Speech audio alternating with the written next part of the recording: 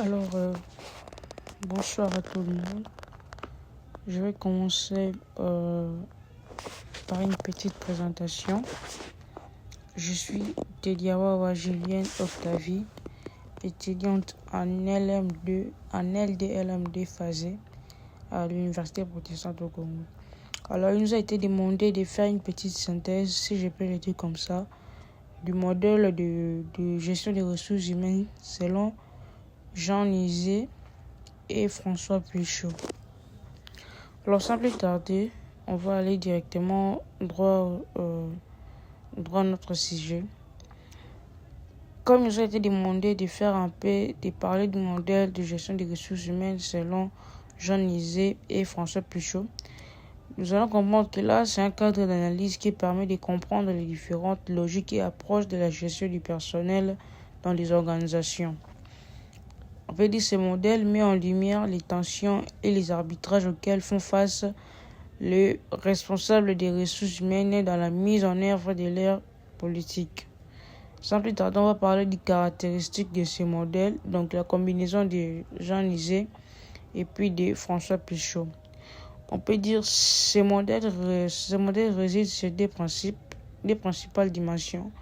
Nous avons d'abord la dimension stratégique et puis la dimension organisationnelle. Dans la dimension stratégique, on va distinguer des logiques. La première logique, ce sera la logique contractuelle.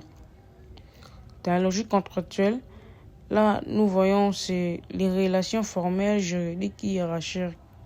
C'est là les contrats de travail en vie et vie comme une base de l'échange entre l'individu et l'organisation. Et puis, nous avons la logique partenariale. Cela vise la participation, la collaboration et la co-construction. Elle suppose une implication plus large des salariés dans les décisions de l'entreprise. Et puis, nous allons parler de la deuxième dimension. Nous avons la deuxième dimension également distincte des logiques. Nous allons parler de la logique de l'ajustement.